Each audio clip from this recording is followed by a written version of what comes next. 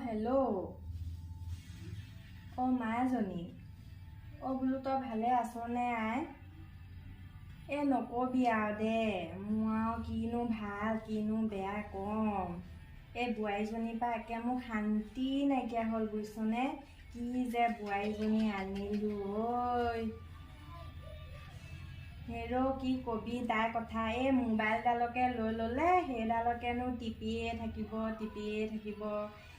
কাম এখনো ভালকৈ নকৰে, সেইডালকে টিপিয়ে থাকিব।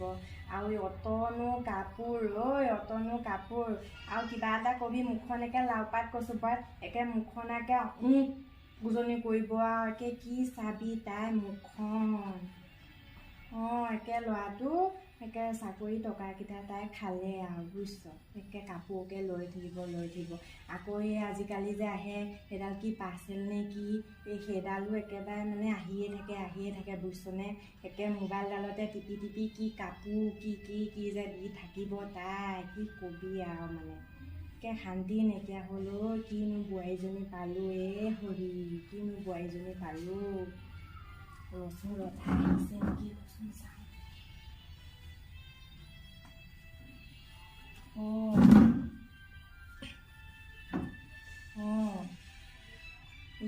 কিনো কবি মুখখন কৰি ল'লে আৰু আকৌ সেয়া ল'ৰাটোকো সি যে বাহিৰতহে থাকে, তাকো ফোন কৰি লগাই দিবা, আপোনাৰ মায়ে এনেকৈ ক'লে, আপোনাৰ মায়ে তেনেকৈ ক'লে।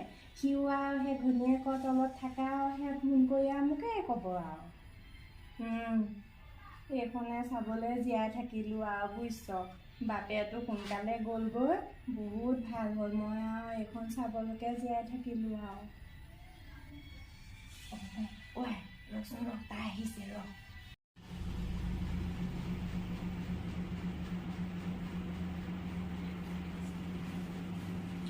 মা আপুনি ইয়াতে বহি আছে? মই পদুমীৰ লগত বজাৰলৈ গৈছিলোঁ, তাতে আকৌ আপেল কেইটামান দেখা পালোঁ। ভাবিছোঁ আপোনাৰো গা মোৰ বেয়া হৈ থাকে, দুৰ্বল হৈ থাকে যে, আপোনাৰ কাৰণে লৈ যাওঁ বুলি আপেল কেইটামান আনিলোঁ, আকৌ হৰলিক্স এটাও আনিলোঁ। আপুনি খাব আকৌ দেই, নোখোৱাকৈ নাথাকিব আকৌ। ইমান মৰমত আনিছোঁ আপোনালৈ দেই। ভালে আনিছচোন। ৰচোন দেই, মই ভিতৰৰ পৰা আহোঁ। ইমান মৰমত বস্তুকেইটা আনিলোঁ, মাককে এনেকৈ উঠি পেলাই গুচি গ'ল। মোৰ কিবা ভুল হ'ল নেকি? মনটো বেয়া লাগিছে নহয়।